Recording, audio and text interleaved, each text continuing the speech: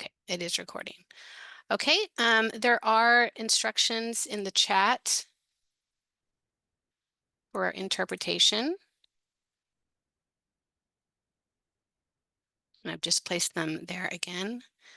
Please, if you are not speaking, please put your mic on mute, and we'll get started here right now. Good morning and good evening. Thanks for joining us. The purpose of this webinar is to talk about, my name is Mona Avalos. I'm the planetGOLD Knowledge Management Coordinator. We're excited to have all of you here to talk about the consultancy with ARM and Levin Sources, who've been working on the development and implementation of the responsible ASGM gold supply chains with the planetGOLD program. There are a few elements of the project, so I'm going to pass it over to Cristian Arias of ARM, who's going to explain more about the presentation itself and, of course, about the project. And Cristian, I will also get over to the presentation. Muchas gracias, Mona. Antes de iniciar, no sé si esté funcionando bien el canal de español. No escuché que si podemos dar una revisión previa, por favor. Okay. Bernardo, I can hear you. It's a little echoey, but sí. I can hear you. Sí. Ahora sí, ya se escucha perfectamente. Okay. Entonces, de nuevo agradecerte, Mona, por la introducción. Si por favor ya nos apoyas exacto, con la presentación de la diapositiva. Em, Así como lo menciona Mona, la idea de este espacio, buenos días, buenas tardes para todos y para todas, es presentarles los resultados de una consultoría que venimos Pardon me, realizando. Christian. I'm sorry. This is Susan speaking. Sorry to interrupt you. I also wanted to note that the English channel is not coming through clearly. So interpreters, could you check on the audio for the English interpretation channel, please? I can hear someone's interpreting, but I can't hear the words.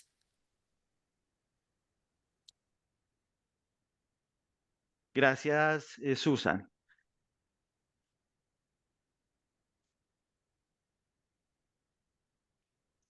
Entonces, esperamos un momento.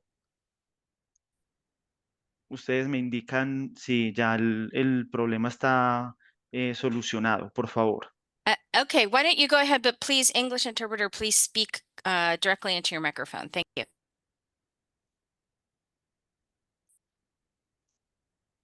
Go ahead, Christian. Gracias, Susan. Entonces, de nuevo, como lo mencionó Mona, o la idea de este espacio de presentación, de nuevo, pues como agradeciéndoles por su participación, su tiempo y su interés de conocer los importantes avances y las importantes acciones desarrolladas en el marco del proyecto y del programa planetGOLD. Entonces, acá nos vamos a enfocar un poco en los resultados de una consultoría que venimos adelantando y trabajando desde Levin Sources y mi organización Alianza por la Minería Responsable. En este espacio vamos a estar liderando la sesión de presentadores. Por favor, Mona, si avanzamos con la siguiente presentación, con el siguiente slide. Muchas gracias. Entonces, del lado de Alianza por la Minería Responsable, vamos a estar llevando a cabo la sesión por parte de María Camila Muñoz. Ella es especialista en ventas y exportaciones y de mi parte como líder del área de abastecimiento responsable. Y a su vez vamos a tener la participación del equipo de Levin Sources de la mano de Rosana Tufo. Ella es la asesora principal del área de materias primas responsables y también la participación y la presentación por parte de Yara Bax como asesora también de esta área de materias primas responsables. Entonces, ya un poco pues como explicando quiénes son las personas que van a participar y un poco a presentar este interesante espacio. Creo que ya podemos darle siguiente, por favor, Mona, con la siguiente slide, por favor. Ahora sí, entonces, aquí en esta presentación, en este slide, queremos iniciar mostrándoles como los 4 puntos principales de nuestra consultoría. La venimos desarrollando desde más o menos el mes de octubre del año pasado hasta la fecha y los objetivos fueron principalmente, primero, hacer una evaluación y una documentación de los mecanismos implementados en el componente de acceso al mercado por parte de los países planetGOLD en su primera fase.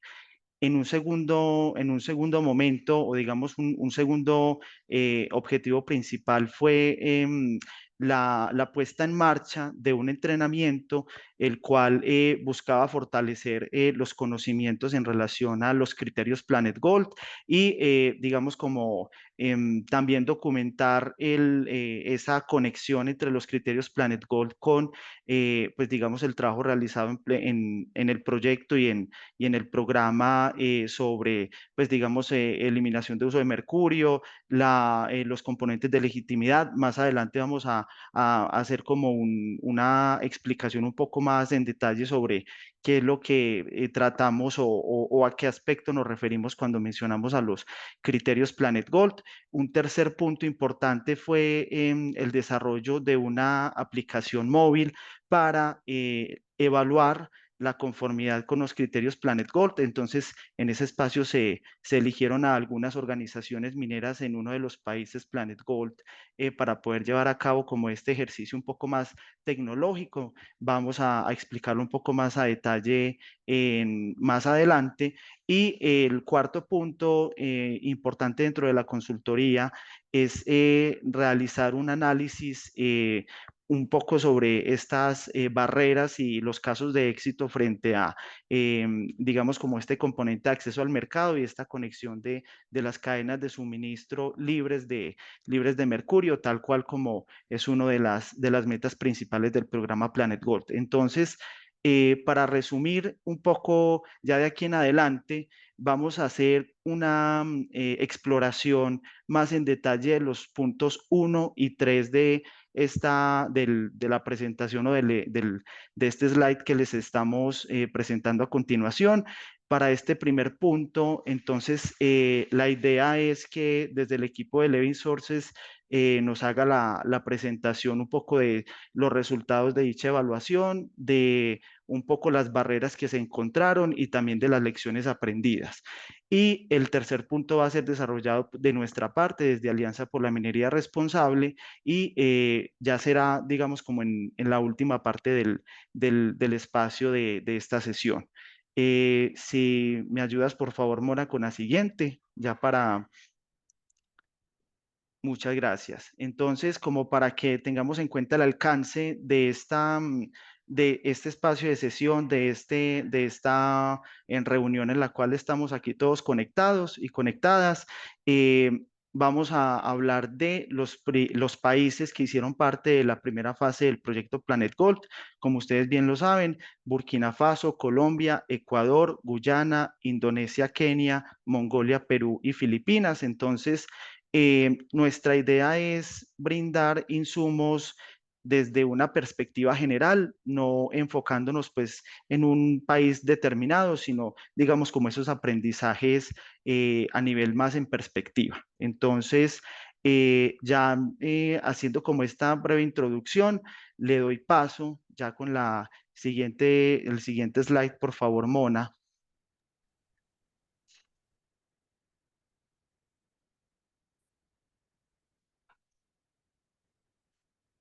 Muchas gracias. Le doy paso entonces a mis colegas Yara y Rosana para que entonces lleven a cabo este primer espacio del punto 1 que les mencionaba anteriormente, un poco resaltando estos resultados encontrados de la documentación de componente de acceso al mercado en los países de la primera fase del programa planetGOLD. Sí, por favor, Yara y Rosana continúan. Yes. Hi, thank you everyone. And thank you so much, Christian, for kicking us off. I think there were some messages in the chat already. I'm afraid we lost the English translation a little bit at the end there. But I'm sure you will get it back up in order. So yes, thank you very much, everyone, and welcome to our presentation. It's great to see so many of you here. So my name is Yara Bucks. As already introduced, I'm an advisor and responsible for materials team at Levin Sources. And I'm doing my presentation today with my colleague Rosanna Tufo, a senior advisor and responsible for our materials team, also at Levin Sources. And we are going to be presenting to you the findings of a study that we conducted about a year ago. Mona, if you could please go to the next slide. Yes, thank you. So as I said, we'll present to you today the results of our study in which we assess the progress that the planetGOLD Phase 1 country projects have made in integrating artisanal and small-scale gold miners into formal markets. So the purpose of this study was to really identify the key barriers that might hinder successfully supporting miners to access formal market linkages as being done in the planetGOLD program, and to thereby also derive relevant lessons for both the planetGOLD country projects as well as for the wider sector of ASGM, or artisanal small-scale gold mining, market access initiatives. So the assessment that we did was the result of a series of semi-structured interviews that we conducted with the Phase 1 planetGOLD country project managers. And those interviews took place between September and November 2023. In addition to that, we also conducted a review of both internal as well as public documentation of the planetGOLD program, really focusing on those 9 countries that Christian just presented as well. To the next slide, please, Mona. So I would like to start today by just really shortly setting out the context of the ASGM sector and really talking a little bit about the structural barriers that artisanal and small-scale gold miners often face in order to integrate into formal supply chains. And that eventually these market access initiatives, including planetGOLD, really aim to address. So the artisanal and small-scale gold mining sector is considered a crucial global economic driver that supports communities and livelihoods across the world. But informality often characterizes much of the ASGM sector, which can really limit miners' access to key resources, including mining rights, but also formal financing opportunities and, of course, formal markets, which is what we're focusing on today. And this could really make it difficult for miners to access fair prices as well as financial support, to thereby also make their mining operations more environmentally as well as economically sustainable, and generally also to improve their health and safety of the working conditions in these mines. So despite the informal nature of the ASGM sector, the sector also accounts for approximately 15 to 20% of the global gold production. That's at least the latest estimates, but it really highlights the significant role that the ASM sector has in global gold supply chains. But the complexity of these ASM gold supply chains, including producers all the way to traders, as well as processors and refiners, really makes it challenging to establish transparent and formal trading systems. So what we've seen is that international organizations such as the OECD, LBMA, central banks, as well as the World Gold Council, they're all advocating for the integration of responsibly sourced ASM gold into those formal supply chains. And those efforts are also very much aligned with standards such as the OECD due diligence guidance, which generally promotes transparency and the responsible sourcing of ASM minerals more widely. So for this reason, we see that increasingly there's more and more programs and initiatives that are supporting artisanal small-scale gold miners to access formal markets and integrate them in these formal supply chains, whereby they often really intend to create these linkages between these artisanal small-scale mining organizations on the one hand, and then formal buyers on the other hand, under this wider objective that access to formal markets could provide potentially incentives for more responsible mining and trading practices. So what we see is that these ASGM market access initiatives, they typically intend to respond to a lot of these barriers, these challenges that miners are experiencing in accessing formal markets.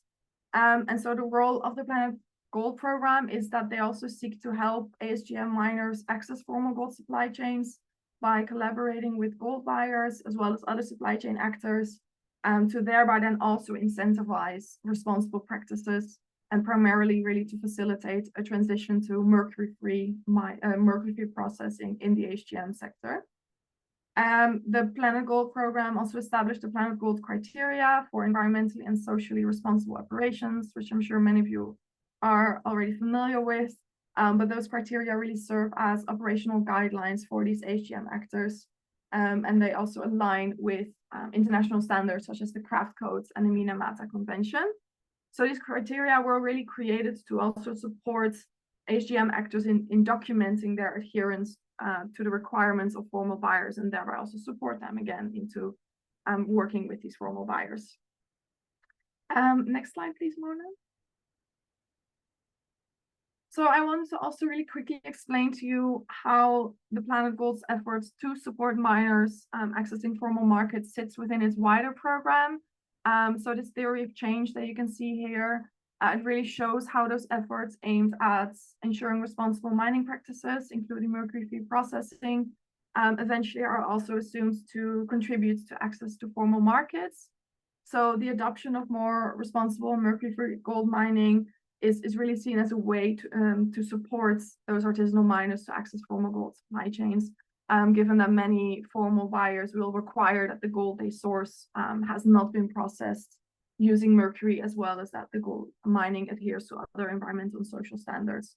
So in our research, we really focus on that access to formal markets pillar, though here and there we did also look at some of the activities that these country projects implemented under the other pillars, if they indicated that that was connected to supporting miners accessing formal markets. Next slide, please, Mona. Thank you very much. So I'd like to first start with setting out what we started our assessment with, which is just to get a better idea of what are these country projects doing, or have they been doing under the access to formal markets pillar. And there's quite some differences across the country projects, although they all work within the same framework.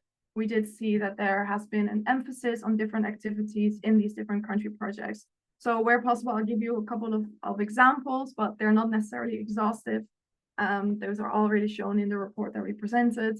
But what we really found is that these different country projects, they apply different approaches that's very much suitable to the context in which they're working. We also found that in some of these country projects, access to formal gold supply chains was not immediately a project priority. So therefore, we at times also try to get insights into some of the activities, that were interlinked, interconnected to this wider objective. So the following activities, and there will be a next slide as well in a bit. There's a couple of more that we show there, but those are really mentioned as the key interventions. So first of all, several country projects indicated that they conducted supply chain studies, often at the start of the country project, to really map the gold supply chain actors, as well as the regulations and potential incentives, to thereby really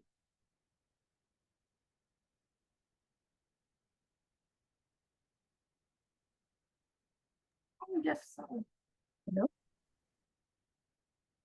No problem, I can hear it as well, no worries. So I will start again at the first activity. So several of the country projects, they have conducted supply chain studies to really map out the gold supply chains actors, as well as some of the regulations, so regulatory frameworks, as well as incentives at times. to really help identify what are the existing practices, existing stakeholders within these supply chains, and that could potentially, need to be included in the project in order to support these miners to access formal markets. So one of the examples we found is that the planetGOLD Mongolia project, they published a report that details the Mongolian ASM gold supply chain. They did that in January 2022. So that was very helpful for these country projects to map their supply chain. A next activity was around training, so providing training on the planetGOLD criteria along the supply chain. In almost all the countries, this activity was implemented, and it really promotes compliance with responsible mining standards. So these trainings, they really strengthen miners' ability to engage with the formal markets by really equipping them with the necessary knowledge to meet the legal and regulatory requirements. The third activity that we identified was that several of the country projects supported miners in demonstrating compliance with the planetGOLD criteria by providing different types of tools. So, for example, planetGOLD Burkina Faso, as well as planetGOLD the Philippines, they have indicated that they provided tools to miners to really help them report information, such as equipment purchases, as well as production data, so gold production data, or expenses that they have made in the past. And showing those records is really important to demonstrate compliance to formal buyers. So what we found is that some of the country projects also developed digital tools. So we saw, for instance, in Indonesia, planetGOLD Indonesia developed the Yari EMAS tool. I hope I'm saying that correctly. And in Peru, they developed the Cori app as well. And those apps really allowed miners to share public information and demonstrate their commitments to these planetGOLD criteria, such as mercury-free gold production. We also saw that in Mongolia and in the Philippines, there has been ongoing documentation of compliance with specifically the craft portion of the planetGOLD criteria, which was done by specific craft officers that were trained at these artisanal small-scale mining organizations. A fourth activity was the facilitation of direct engagement with market actors. So that included, for instance, traders or refiners, as well as banks, including central banks. For example, in the planetGOLD Philippines project, there they work together with the central bank to really help associations obtain gold trader accreditation. We also found that in Indonesia and Mongolia, some events were hosted to really connect miners with these buyers, with these stakeholders. Mona, could you go to the next slide, please? Thank you. So a fifth activity that we found was that the planetGOLD Colombia project, they piloted a supply chain mechanism to really establish these formal and mercury-free supply chains by directly connecting miners with local and international buyers that had gone through a vetting system. This really included also leveraging the existing networks of these mines, also through the Fair Mines Authorized Buyers program, to really facilitate trades. And 9 international buyers eventually underwent vetting to ensure that they could comply with responsible sourcing standards and source the gold directly from these planetGOLD supported artisanal small-scale mining operations.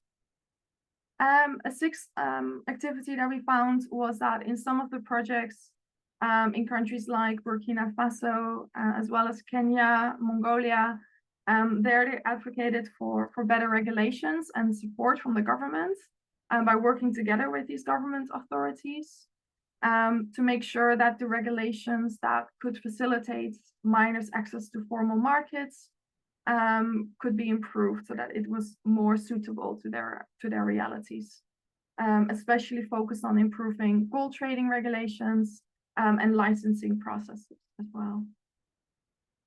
And then a seventh activity that we often found was that in order to really streamline miners being able to access these formal gold markets, some of the projects also address logistical barriers that miners face by advocating for the establishment of gold buying officers closer to these mining sites.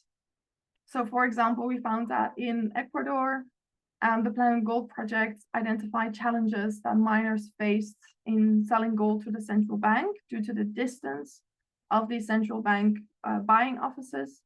So the recommendations of the planetGOLD Ecuador team to the government eventually led to the establishment of new gold buying offices that were much closer located near these ASGM production sites, which really helped to release some of the burden from the miners to have to travel a long way and also face some of the security risks that they would otherwise have faced. So in that way, it just made it more practically easier for them to sell their gold to these formal institutions.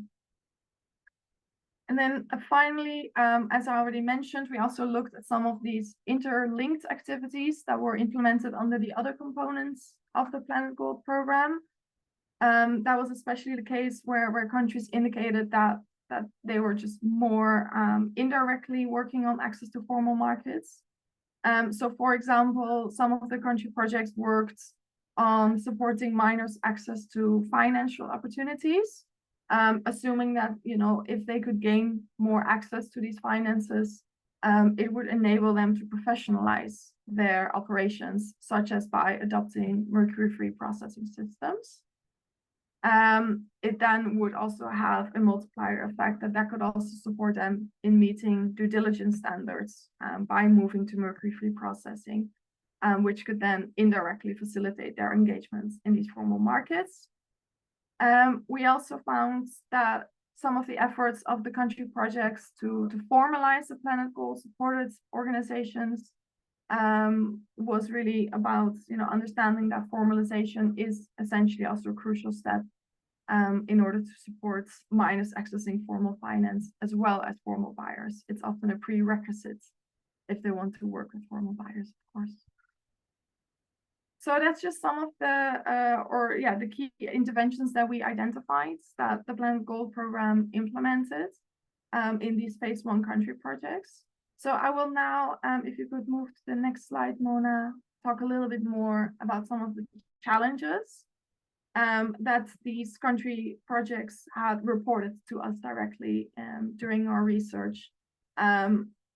Some of these challenges I really want to highlight as well. They are very much entrenched in some of the existing structural barriers that miners face in order to access formal markets.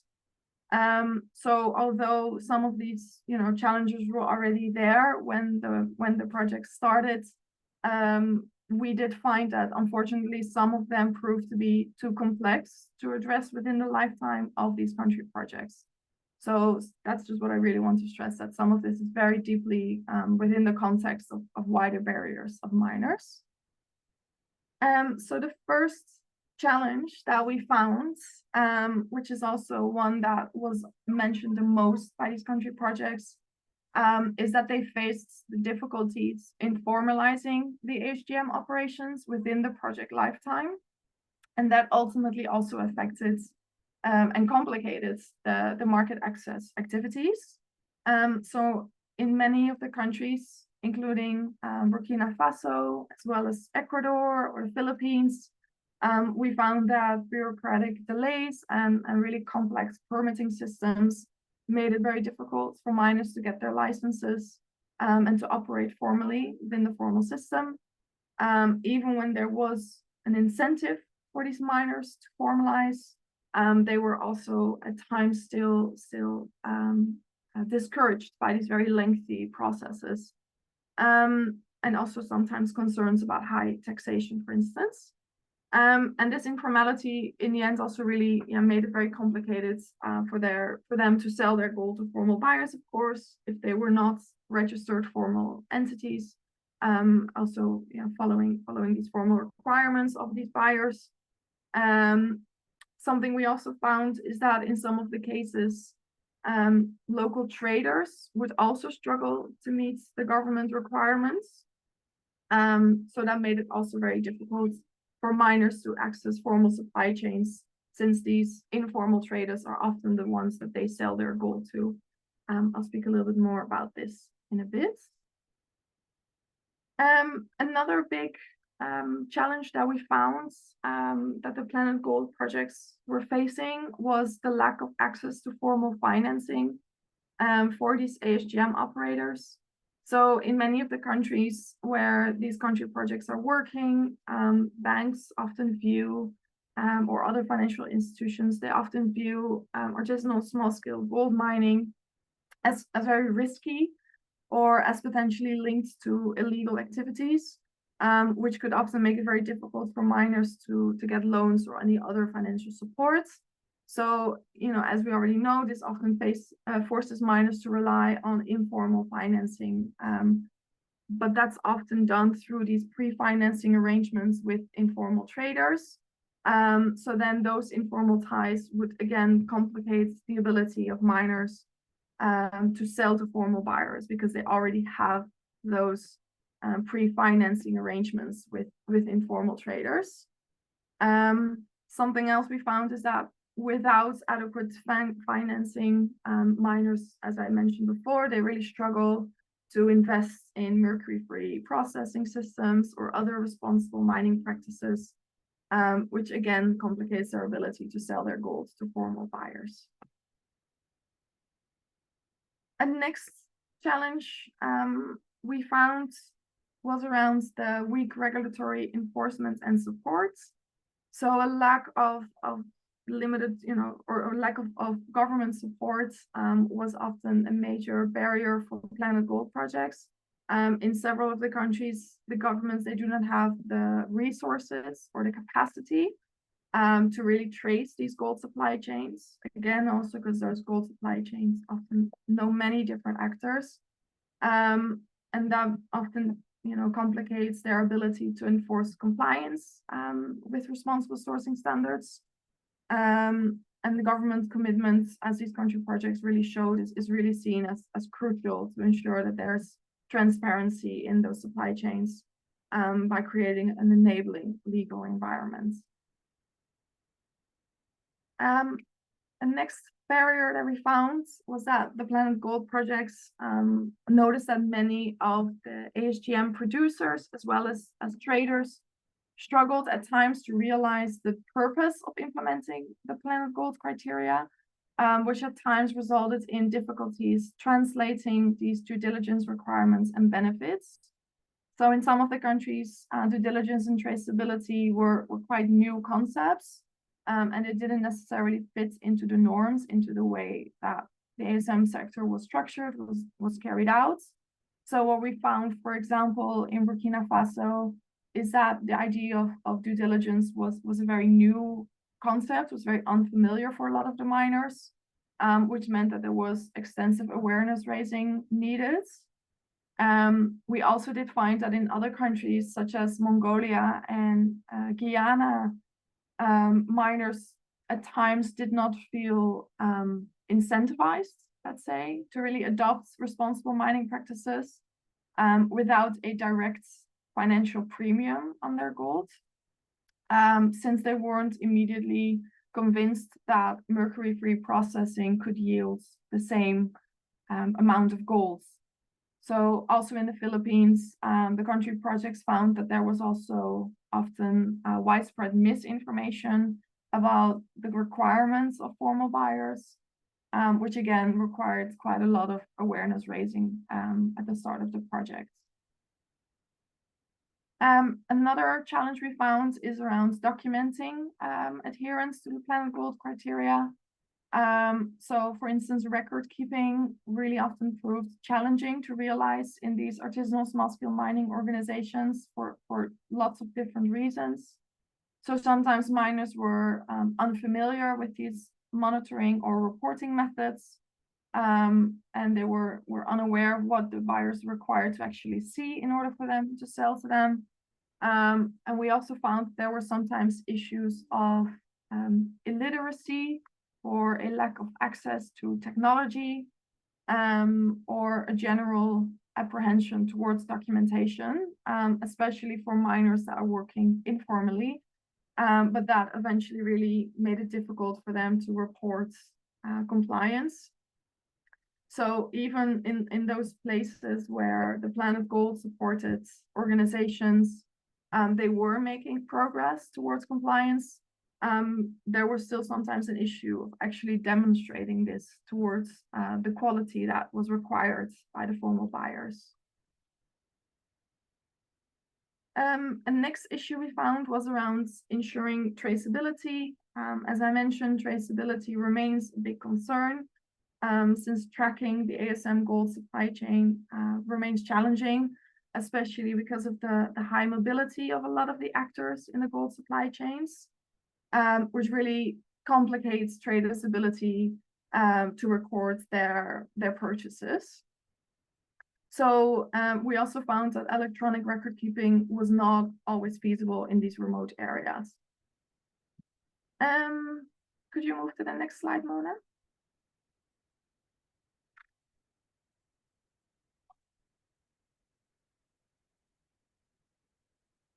Yes, so I will go a little bit quicker now, if you don't mind, just to make sure we can finish this on time for you. A few of the other challenges that we found was that leveraging adherence to the planetGOLD criteria for market access proved challenging as well, especially for those organizations that relied on informal traders. There was less of an interest, let's say, to move to these responsible mining practices. And that disconnect really meant that compliance didn't always translate into formal market linkages. Another issue we found was the existing ties with informal traders. As I mentioned before, there were often pre-financing arrangements with these informal traders as well, which the miners often preferred over working together with formal or unknown buyers, which again proved really difficult for the planetGOLD country projects to resolve within the lifetime of the projects. Thirdly, a lack of trust, both towards new buyers, but also for miners to organize themselves into organizations or to work together with government authorities, or even sometimes with the planetGOLD project. Took time in general. It took time to build these trust relationships, which again was not always feasible within the life cycle of the project. And then next, the geographic remoteness, as I mentioned before, and decentralization of gold buying offices made it difficult or presented really logistical barriers for these miners to reach formal buyers in these more centralized gold buying areas. Which again, decentralization was attempted by many of the planetGOLD projects, but wasn't always possible within the lifetime of the projects, since it's a very slow process. And then finally, we found some gender-specific barriers where women face specific barriers to accessing formal buyers, more so than some of the men. And we did find that although the planetGOLD program does have a very specific focus also on supporting women, at times it proved really difficult to support these women in accessing formal buyers within the time available. Yeah, so that were our main challenges that we found. I'll now hand it over to Rosanna to present some of the key recommendations that we derived from this. Thank you, Yara. And Mona, please go to the next slide. I'll just remind, 2 slides back, the green one. Thank you.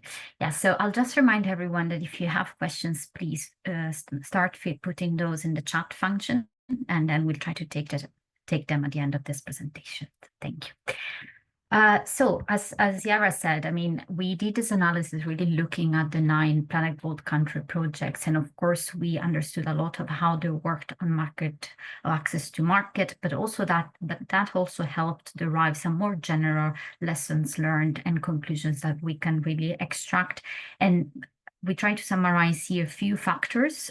These are not exhaustive, but we try to at least summarize the key ones that can contribute to support market linkages between ASGM producers and formal markets while implementing responsible mining and sourcing practices. So these focus very much on the actual access to markets. So take a sort of in isolation, hold the rest, recognizing, as Yara just presented, that they're all very much linked, but very much we look at how securing access to markets is important also to make sure that the programs that support ASM producers are also sustainable and can be maintained in the long term. Next slide, please. So as a first sort of factor and something that we have observed as Yara presented that took place in many of the country projects that we discussed, there is like an activity which is looking at doing a supply chain mapping or a general market actors mapping. And this really helps understanding who is involved in the trade and in the production, not only the production, but also the trade of gold locally, even before it goes to export, and then of course, further actors downstream, but also how they operate and how they interact across each other, what kind of functions they play, and also what are the key dynamics. This exercise is usually very important also to map the interactions between the formal and informal economic activities. We speak a lot about formalization and we speak a lot about, supporting miners through the formalization process, but really having a supply chain mapping exercise can really understand how formalization works within the broader economy where the ASM miners operate, and also how it interacts with other actors which could operate in the formal, so they are recognized, but also, as also Yara mentioned, like often traders themselves are also informal and therefore continue that chain of informality along the trade of the mineral.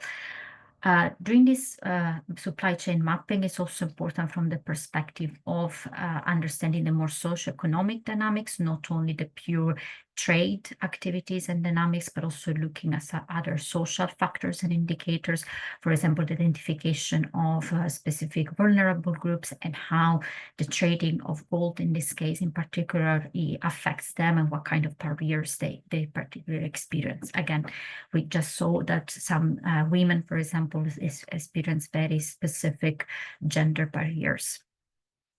As a next step, if we want to look at this in a subsequential manner, once we have understood who are the market actors, we should ask ourselves really what kind of incentives and motivations are there. So when we were doing the analysis of this 9-country project experiences, we tried to do it through the lenses of market system and development approaches, which are widely applied in other commodities, less so in the mineral space, we have to say.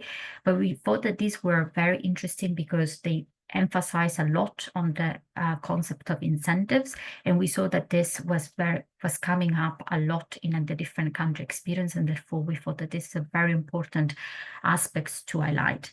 What we mean by incentives is really understanding the broader motivations that move the different actors, not only miners, but also traders or the financiers and other people and organizations along the supply chain, and also see how their behavior, what guides their behavior, because this very behavior could also support or go against the implementation, for example, of responsible mining practices or working in the formal sector and therefore in compliance with regulatory requirements.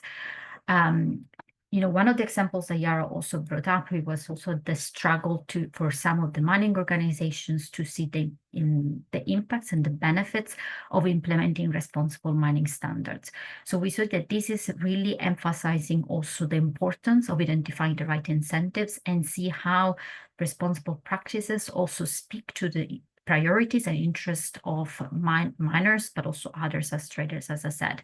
For example, their focus on having earning a livelihood, or aspects on safety and security, etc. So when we speak about incentives, we should not only think about financial ones, but there are also different kind of aspects that can motivate people in their behavior within the supply chains. So once we have sort of like the who, right, we have the mapping of the supply chain, the how it interacts, and the key incentives that move the different actors. Then again, if we want to follow this concept, like consecutive approach, we can think about engagement approaches. By engagement approaches, we really mean how do we really work with the different ASGM gold supply chain actors? How do we engage miners to implement responsible mining practices, but also how do we engage traders to be more mindful of responsible mining practices and so on? So this also really became clear, really, in the analysis that we did, that looking only at the mining activity in the supply chain is really not, Okay, I will try to speak slower. I saw the message in the chat. Okay, I'll try to speak slowly. Sorry, we're just very conscious of time. So yeah, I was saying that isolating only and looking only at mining, at miners, and therefore mining organizations, when we think about this kind of programs, might risk isolating really the system that they are present in from an economic point of view, and also in terms of dependencies. Therefore, the importance of including potentially others like traders. Yara spoke about some examples of even the central banks, financiers, and etc. in these programs that aim at facilitating market linkages. Importantly, what we saw, for example, in the case of traders, is also that they still remain the main and the key intermediary that many mining organizations work with, because of also the remoteness of the location. So it is important to think about their role in these programs and how to engage them on the responsible mining practices. Ultimately, all of this is also bringing to another important point. We speak about market linkages, but there is an importance to recognize that some market linkages already exist. These miners, while they're producing gold, they're already selling to certain traders. It's already going through a supply chain. So understanding how this currently works, and then see how to integrate better mining practices, like, you know, the efforts the planetGOLD program has been doing on mercury-free processing, but also all the other topics and criteria, is very important. Next slide, please. Now, two reflections which are less on the approach, but more on how these programs can be designed. So the first is really thinking about how can we recognize the role of these programs in the interaction with market actors. It's important to recognize that programs like the planetGOLD, but others, are not permanent market actors, meaning that they're there as a support function. Sometimes they're time-bound, and therefore the intervention they put in place should then be able to sustain and continue once the program has been finalized. So this usually calls for finding the right balance, which is a difficult one, between direct intervention and facilitation of activities with the different market actors that we identified before. Of course, sometimes because of the very specific challenges of a given supply chain or context, more direct interventions are needed, like direct training or a facilitation of engagement on specific technical capacity building and so on. However, when there is the chance, the focus and the attention. Rosanna? Yes? 1 second, please. Yes. It's okay, Rosanna. Okay, perfect. Yes, so I was saying, when there is the chance, the facilitation approach should really be the preferred route to go. And what does it mean, facilitation? Is really trying to find ways to work with the market actors so that they own the actions and the activities that are being performed. A couple of examples that we saw, for example, of this facilitation approach is helping bringing together different market actors into partnerships so that then ideally they can continue that engagement and that partnership also after the life of the program. For example, on extraction techniques or also on processing techniques, sharing knowledge and so on, as well, of course, on the financial side. Of course, a common challenge with this approach is that usually it's very time consuming. It requires a lot of effort. But again, if we think about the sustainability and the longer term impacts of these interventions, then it's really where we see potential opportunities and advantages with this approach. Lastly, but not least, definitely is also looking at the composition of these programs in terms of the skills that are required. Because of course, when we look about responsible mining practices or supporting formalization, working with rural communities, there are specific, sometimes development or social and economic skills. Here we really see that when looking at market linkages, it's also important to bring in skills that are more specific to business and economics, or the ability to perform market analysis, and therefore then also analyzing them and taking actions as a result of the market analysis outcomes, and etc. And finally, also skills that are specific to the identified market barriers. For example, if we identify barriers that are gender specific, then what kind of skills are needed to address those, or barriers with respect to access to financing, then probably there is a need to bring in experts in terms of financing and impact investing and so on. So these are really some of the high level. We try to take a step back and really reflect on what are some of the principles and factors that we can extract from this work. And for the interest of time, I'll stop here, but keen to take any question. Thank you. Thanks, Rosanna. I'm just going to ask if Judith, are you on, please? The other French interpreter.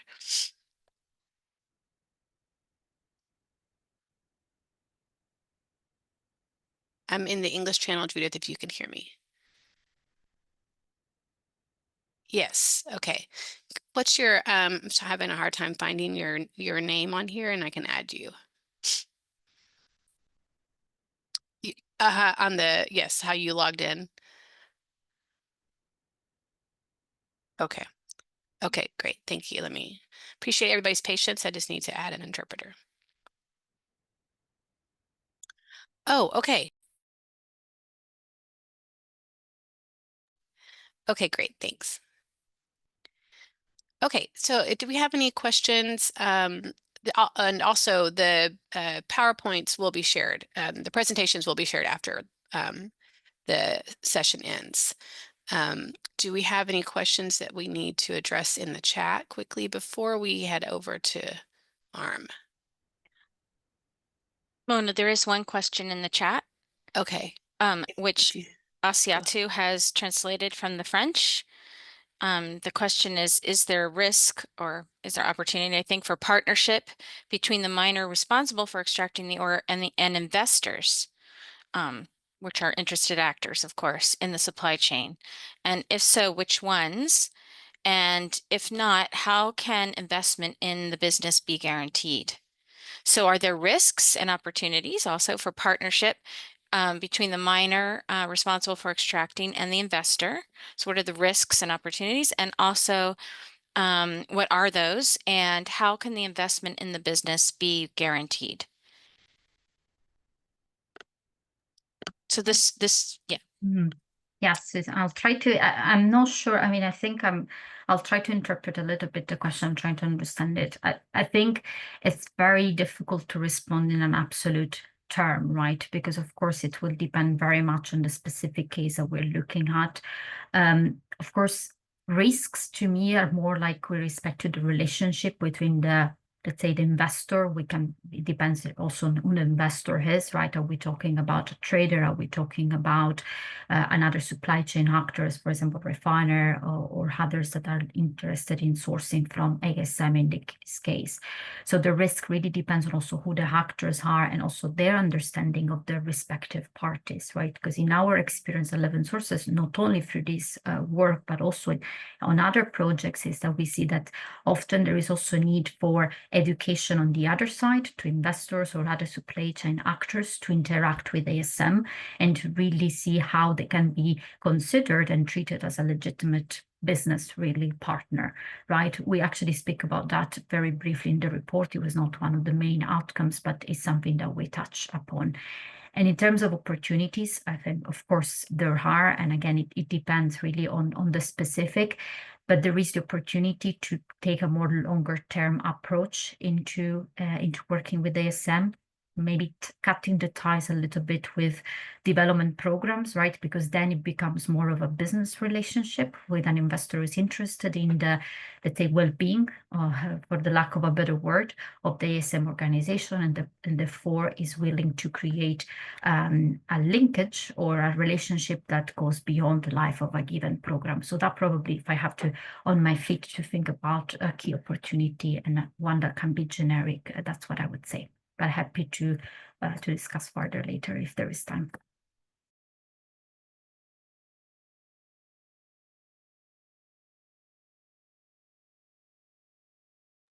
I think we can take one more question. I see in the chat here from a Dr. Khan, dear Rosanna, what kind of professional training can be provided to the artisanal and small-scale miners based in Uganda, Sierra Leone, Liberia, Nigeria, Malawi, South Sudan, and Tanzania, specifically so that they refrain from doing illegal mining and do not damage the environment and themselves from mercury usage, which causes diseases?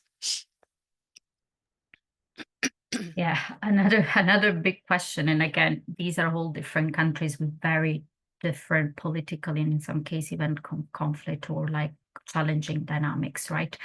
But maybe I can link to my presentation, what I shared before. To me, the first question to ask before we get into what kind of trainings is, what are the motivations of these actors to engage in illegal mining? Right? Why is that illegal mining is happening? What is the potential alternative and why that is not taken? Right? So starting from that as a really first step is a little bit what we were talking about when we were thinking about identifying incentives, because it's very hard to just give suggestions about mining in a better way if then there is no really like a benefit that comes, because ultimately we're talking about economic actors, which at least they want to earn a livelihood. Then, of course, there could be in the legal sphere of mining activities, there are also other kind of motivations which, go beyond just economic drivers, because they could fall into criminality and legal activity. But in general, I think understanding those motivations first and foremost is crucial. So that, as I would say, in terms of type of professional training, one thing that, again, based on also previous experience from Levin Sources that we have seen that it works is bringing training on technology that helps improving the recovery of the material, because that, again, speaks immediately to the economic aspect of mining, because as a miner, if I can recover more from what I'm producing, then there my motivations increase in terms of potentially behaving in a better way and taking care more of other aspects of mining from a socioeconomic or environmental point of view. But again, I need to have the return in a way. I need to see that it's also bringing me value from an economic perspective. So again, very broad question and difficult to have a silver bullet here, but just a couple of thoughts. Thank you. Thanks, Rosanna, for that reflection. I do want to remind all of our participants that the broader objectives of the planetGOLD program are to promote the use of mercury-free alternatives, and all of the planetGOLD projects include training on and transfer of technology on mercury-free actions that complement the kinds of market access activities that are being discussed on today's webinar. So for more information, please visit planetgold.org, and we'll put that link in the chat.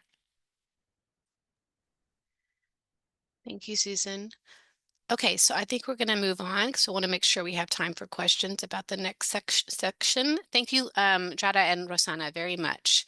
So Christian, just give me 1 minute and I will.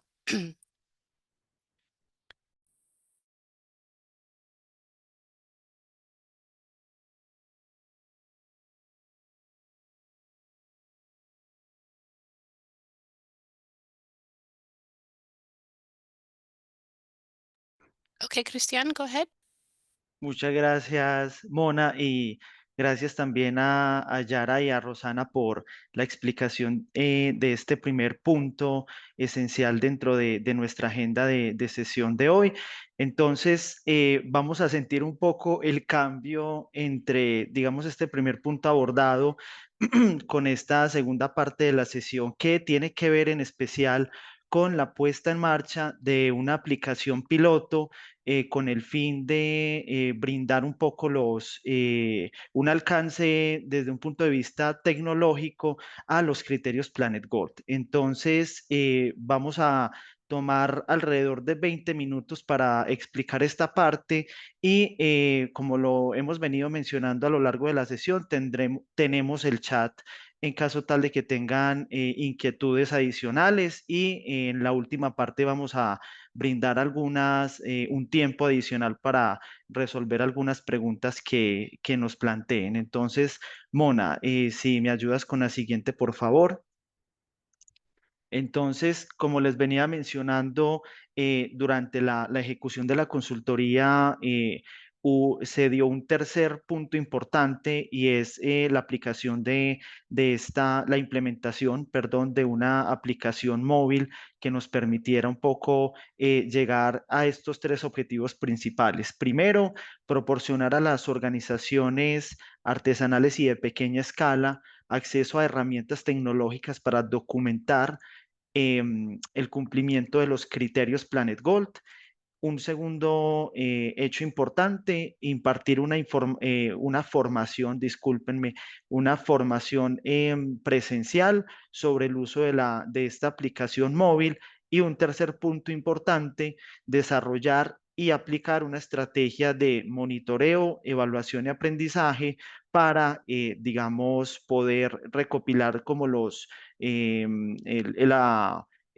las lecciones aprendidas, digamos, aspectos por mejorar dentro de esta aplicación. Así que tenemos en este punto un poco la aplicación de una estrategia tecnológica, pero también basada en experiencias en campo. Como ustedes muy bien saben acá, queridos colegas que estamos acá conectados, sabemos los retos que enfrentan las organizaciones y los grupos mineros artesanales y de pequeña escala en el terreno. Así que por ello también se dio este enfoque de acompañamiento en campo para la aplicación de esta, pues digamos, de esta herramienta tecnológica. Eh, por favor, Mona, si avanzamos con con el siguiente slide. Acá vamos a explicar un poco cuál fue el alcance de este piloto, digamos, en términos de su aplicación. Entonces, como lo pueden ver en la parte derecha del slide, de la pantalla, el país, digamos, escogido para realizar este ejercicio piloto fue en Ecuador.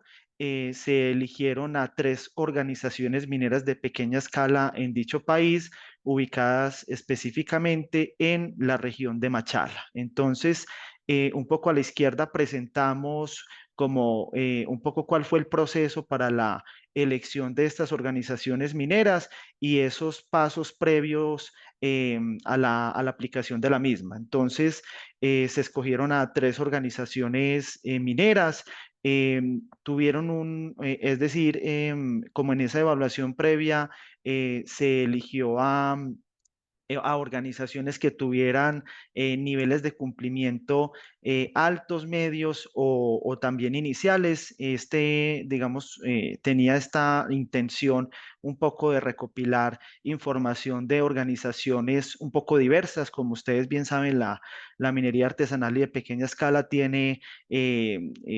es bastante variable y digamos como los niveles de cumplimiento también son distintos como tal. Y un punto importante dentro de los criterios de selección fue, digamos, que ya conocieran y ya hicieran parte del programa planetGOLD, es decir, que ya tuvieran un conocimiento, ya se les hubiera impartido algún tipo de capacitación o entrenamiento, lo cual, digamos, para el caso de esta región donde se aplicó este piloto sucedió. planetGOLD Ecuador, digamos, ya había implementado algunas actividades y de hecho durante la consultoría también recibieron capacitación sobre los criterios planetGOLD. Y el segundo punto, el proceso de selección. Inicialmente arrancamos con un formato de previabilidad, es decir, levantamos una información que nos permitiera conocer los aspectos legales, técnicos, comerciales, también políticas sobre, digamos, prevención de riesgos en lavado de activos, financiación al terrorismo, entre otros aspectos. Luego de ello, se firmaron unos acuerdos de confidencialidad claramente y de tratamiento de datos. Ustedes muy bien saben, queridos colegas, que para los mineros y mineras es muy importante, digamos, el alcance al momento de compartir información, así que eso fue, digamos, esencial para nosotros para poder continuar con la aplicación de esta plataforma tecnológica y se hizo una revisión de antecedentes y de debida diligencia previa a la aplicación de a la aplicación de esta herramienta. Entonces, siguiente, por favor, Mona. Aquí eso. Y le das, puedes darle 2 veces más para que aparezcan los criterios. Exacto. Entonces, antes de mostrarles un poco los resultados que aprendimos de la aplicación de esta plataforma móvil tecnológica en relación a los criterios planetGOLD, queríamos hacer una pausa frente a explicar de mejor manera o hacer un recordatorio sobre sobre a qué nos referimos cuando mencionamos o digamos cuando estamos haciendo uso de estos criterios planetGOLD. Entonces, acá vemos al lado izquierdo de nuestra pantalla lo que es el código CRAFT. Entonces, el código CRAFT es una herramienta de debida diligencia para la minería artesanal y de pequeña escala y está dividida por módulos, como lo podemos ver de izquierda a derecha. Entonces, tenemos un primer módulo de sistema de gestión interno, un segundo módulo de legitimidad, tercer módulo donde están, digamos, todos los riesgos prioritarios según la guía de debida diligencia de la OCDE y el módulo 4 donde están aquellos riesgos que según las recomendaciones de la OCDE en su guía, pues digamos, aconsejan sobre tener unos planes o tener unas acciones de mitigación, ante lo cual, pues, digamos, pues, se puede como tal dar algunas actividades o se tienen unas acciones de mitigación frente a estos tipos de riesgo. Estamos hablando digamos, en específico de cuestiones sociales, cuestiones también de derechos humanos, también de políticas encaminadas a la prevención de riesgos de lavado de activos y financiación al terrorismo. Entonces, los criterios planetGOLD acogen estos 4 módulos del código CRAFT y adicionalmente, como vemos en la parte derecha de nuestras pantallas, tenemos 3 criterios adicionales. Primero, claramente el enfoque de eliminación de uso de mercurio. Un segundo componente que tiene que ver con el respeto hacia los derechos de las comunidades y de los pueblos indígenas. Y finalmente, acciones concretas sobre la protección al medio ambiente. Entonces, para que lo tengamos muy claro, estimados colegas, ¿Qué es planetGOLD? Módulos del 1 al 4 del código CRAFT, más los 3 criterios adicionales digamos, contemplados a través del programa planetGOLD. Esta información la pueden encontrar también en la página web de planetGOLD. Ahí está un espacio dedicado a los criterios. Mona, si ahora continuamos con la siguiente diapositiva. Ahora, de manera muy resumida, les queremos explicar acá cómo esta aplicación móvil funciona y lo resumimos en 4 pasos. El primer paso es la recolección de la información. Em, los quiero llevar al caso de una organización minera que quiera aplicar esta herramienta tecnológica. Entonces, estos mineros y mineras lo primero que tienen que hacer es diligenciar un formato, un cuestionario a través de una aplicación que se llama Cobo Toolbox. De pronto es conocida por algunos de los colegas que aquí estamos presentes en este espacio. Entonces existe unos tipos de cuestionarios que se tienen que diligenciar y además de información, se diligencia o se carga a esta aplicación documentación y también soportes en relación a los criterios planetGOLD que acabamos de mencionar previamente. El segundo punto es que esta información es dirigida a una plataforma que se llama Bloom. Bloom es un aplicativo móvil desarrollado por la organización Impact y digamos que es acá donde em, se da o se materializa un poco la información que se está recolectando en esta herramienta de Cobo y es donde se analiza, ¿cierto? Es donde finalmente podemos tener una ponderación, una cuantificación de la información levantada a través de la herramienta Cobo Toolbox y una vez que la información es alojada en esta plataforma y ya se hacen los análisis respectivos, tenemos un cuarto punto de visualización de la información a través de otra plataforma cuyo nombre es Tableau. Entonces, esta es un poco la teoría de cómo la información fluye a través de estas herramientas tecnológicas. Mona, te pido el favor si pasamos a la siguiente diapositiva.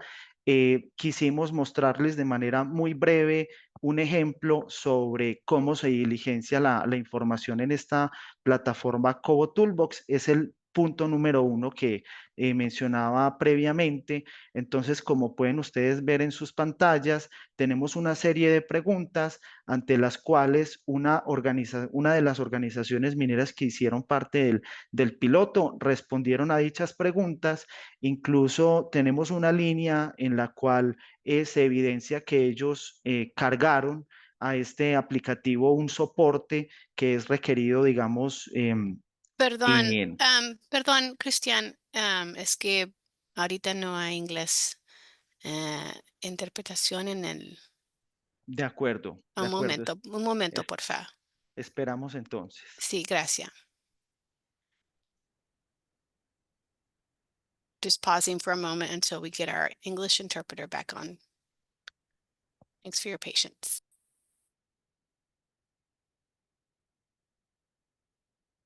Puedo continuar, Mona, si te parece. Creo que ya está funcionando.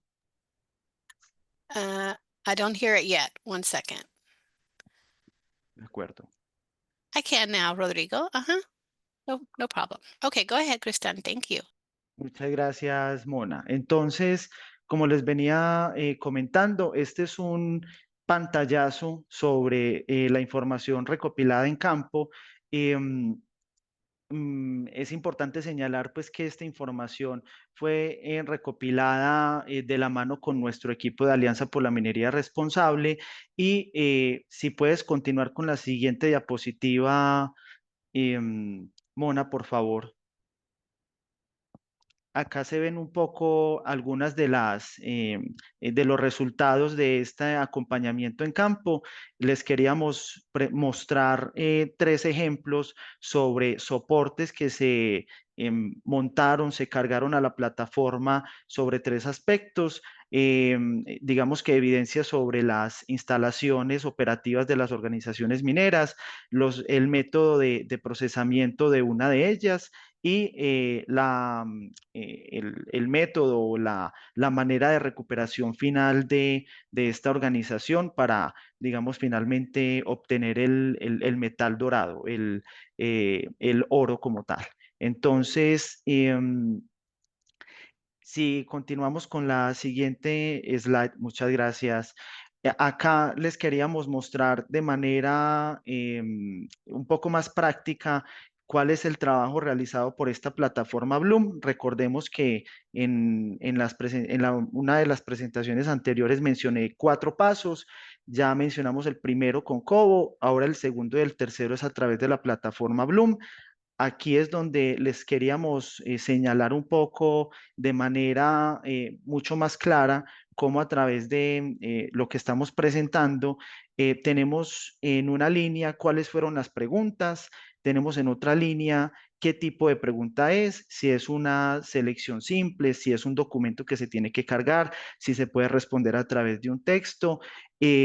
Cuáles son las posibles respuestas a esas preguntas planteadas y finalmente una valoración sobre cada una de esas preguntas realizadas. Entonces acá resalto el hecho de que Bloom lo que nos permitió fue la magia de los números. En Cobo teníamos la parte, llamémoslo descriptiva, en esta segunda parte y tercera de Bloom es la parte cuantitativa.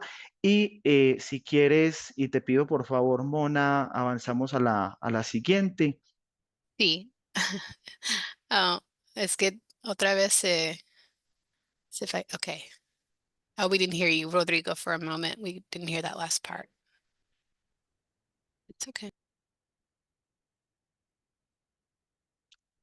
Ya está funcionando la traducción a inglés. Sí, gracias. Perfecto, perfecto, muchas gracias. Entonces, el cuarto punto de esta implementación de la herramienta tecnológica es la visualización de los resultados. Entonces, aquí les presentamos a través de la plataforma Tableau, digamos, la materialización del análisis realizado a través de las plataformas previas y acá vemos un consolidado de la información recopilada. Como lo podemos ver, tiene plena alineación con los criterios planetGOLD frente a, digamos, la evaluación del el sistema de manejo interno y la cadena, perdón, el sistema de control interno y digamos, y la cadena pues interna de las organizaciones mineras. Eso tiene que ver con en especial del módulo 1 del código CRAFT, los riesgos críticos y los riesgos prioritarios, como lo señalé previamente, tienen que ver con los módulos del 3 al 4 de los criterios pues, de este estándar y por último los criterios planetGOLD, que como ustedes bien saben, la suma de ambos, es decir, de los criterios o del estándar CRAFT más estos criterios adicionales planetGOLD nos da un igual de los criterios planetGOLD. Entonces acá están un poco los resultados levantados para una de estas organizaciones en las cuales implementó esta herramienta tecnológica. Si quieres, por favor, Mona, te pido la siguiente diapositiva. Acá queríamos resaltar digamos, un poco los principales insumos o las reacciones las acciones principales en esta visita a campo. Como ustedes bien saben, desde el programa planetGOLD se entiende bastante bien esa necesidad o digamos esa importancia de poder aplicar cualquier tipo de herramienta directamente con los mineros y mineras. Entonces, iniciamos mejor dicho, se avanzaron en 4 aspectos principales en esa visita a campo. primero una capacidad instalada, dejar una capacidad instalada en estas organizaciones mineras. Así que fue un compromiso pues por parte de la consultoría que los mineros y mineras sintieran confianza de poder utilizar esta herramienta tecnológica. Un segundo punto de recogida de datos de manera diligente. Un tercer punto de revisión de documentos y soportes que cargaran o que estuvieran alineados a las necesidades de la plataforma. Y por último, y no menos importante, la posibilidad de tomar estos aprendizajes directamente desde el campo. Y te pido, por favor, Mona, avanzamos con la última diapositiva. Los principales resultados hasta el momento los resumimos en 5 puntos. Primer punto, digamos un poco la participación de las organizaciones mineras en el piloto. Encontramos bastante buena disposición por parte de los mineros y mineras en poder hacer, aprovechar esta herramienta tecnológica dentro de sus procesos. Un segundo punto de retroalimentación y de adaptación, es decir, que acá las organizaciones mineras brindaron muy buenos aprendizajes sobre algunos aspectos clave de la plataforma. Vuelvo y lo resalto, fue un ejercicio piloto, así que uno de los resultados principales es que este mecanismo vaya mejorando con el tiempo. Un punto fundamental, el tercero, la promoción de esquemas hacia la transparencia. Los mineros y mineras nos resaltaron eh, que esta herramienta es muy valiosa para fortalecer toda aquella información o todos aquellos mecanismos que les permitan a la MAPE poder digamos, contribuir a que obviamente sus operaciones estén libres de uso de mercurio, estén en respeto de los derechos humanos, cuenten con políticas, digamos, de prevención de violencias de género, también de una buena organización interna y en su cadena de suministro. Es decir, que ellos vieron de manera positiva cómo esto puede impactar más hacia adelante, digamos, la transparencia sobre su información a nivel interno. Un cuarto punto, que es un reto dentro de esta aplicación, los mineros y mineras señalaron la necesidad de encontrar también mayores incentivos. En ocasiones sienten que el diligenciamiento de estas plataformas, de estas herramientas, aunque es positivo, finalmente es trabajo extra, finalmente es una capacidad que quizás en algunos momentos no cuentan con ella para poder implementarla, y que finalmente sus grupos de interés quizás no están alineados con estos mismos ejercicios y desearían que, por ejemplo, una entidad de gobierno, un comercializador o, digamos, una entidad financiera también reconociera este esfuerzo y que le permitiera tener un mayor acercamiento o fuera un soporte, o que funcionara o pudiera ser parte de esos soportes y de vinculación con estos actores. Y un último punto para terminar esta parte de la explicación de la herramienta. Claramente acá se identificaron pues algunos retos sobre esa proximidad con la utilización de plataformas tecnológicas. En este caso, estas organizaciones con las que se implementó esta estrategia tecnológica pudieron desarrollarlo de una buena manera. Sin embargo, en la evaluación que realizamos también nos dimos cuenta que quizás para otras organizaciones de un menor nivel de capacidad tecnológica es un poco más complejo levantar o, digamos, implementar este tipo de instrumentos tecnológicos. Entonces, hasta ahí dejo la presentación. Estamos como un poco con el tiempo justo.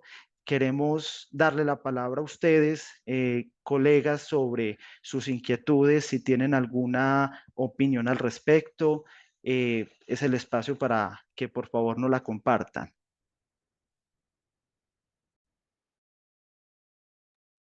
Thank you, Christian. Yes, if there are any questions, feel free to unmute yourself, or you can put it in the chat and we can have someone respond, or comments.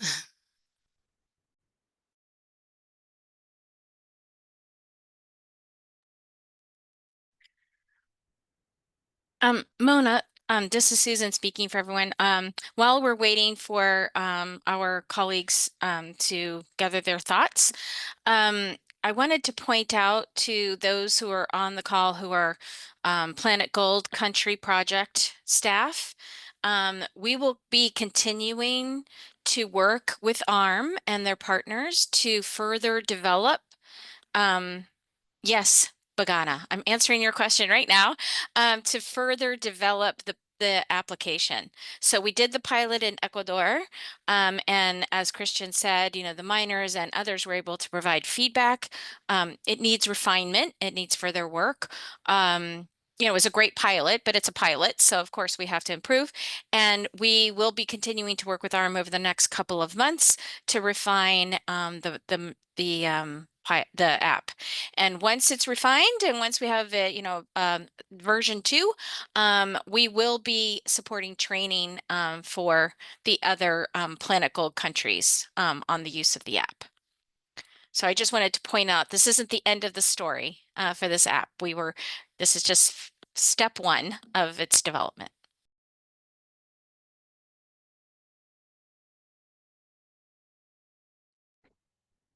Gracias, Susan, por aclarar, creo que algunos de los puntos o las preguntas que estaban en el chat. Aprovecho para responder de manera rápida y te agradezco, Elizabeth, por tu pregunta. ¿Cuánto tiempo tomó la aplicación de la herramienta?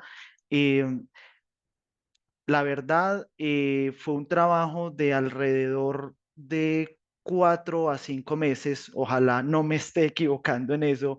Es decir, una evaluación previa de posibles, de posibles oferentes de diferentes, pues, de este tipo de instrumentos tecnológicos. Esa búsqueda y selección alrededor de 2, 3 meses. Luego una preparación inicial sobre los criterios planetGOLD y digamos las herramientas Cobo Tools y demás, alrededor de un mes. Y la implementación en campo creo que también fue alrededor de un mes mientras recibíamos el acompañamiento del equipo planetGOLD de Ecuador, se hacía la selección de las organizaciones mineras y se implementó la herramienta en campo. Entonces, podemos estar mencionando alrededor de 5 meses de trabajo entre la preparación y la puesta en marcha.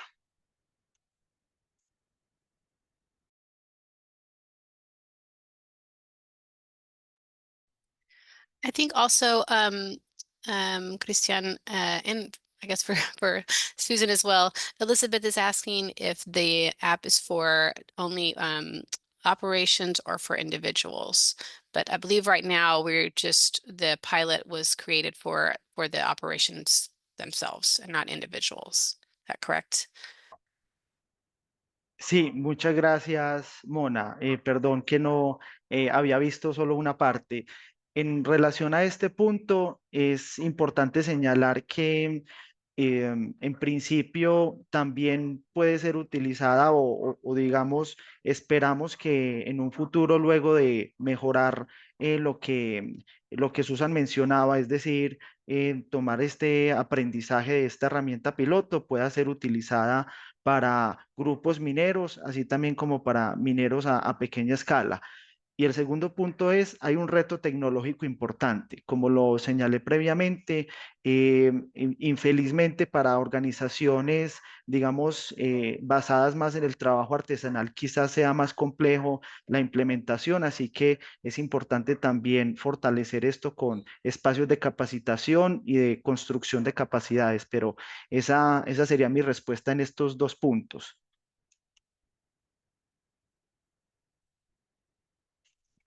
Elizabeth, ¿cuánto costó a los mineros de Machala?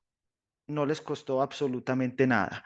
dentro de la consultoría nosotros teníamos planteado hacer este ejercicio, así que lo que necesitamos de estos mineros fue su interés en poder participar y el compromiso con, digamos, todos los pasos realizados que expliqué previamente.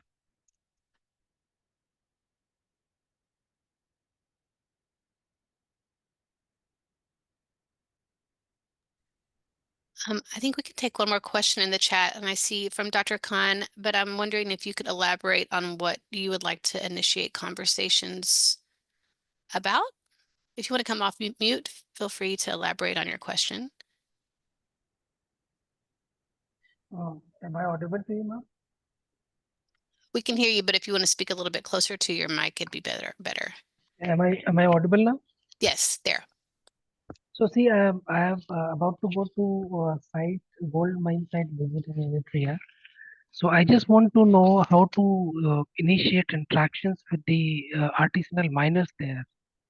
I am from United Arab Emirates, so I don't know how to initiate interaction with artisanal miners in order to understand, you know, what kind of problem they are facing by doing artisanal mining, what kind of precautions they are taking in terms of not to use mercury, and what are the governmental help they are getting from their respective countries in Asia, in Africa. So these are my basic questions. I would be glad if you please put some light on this.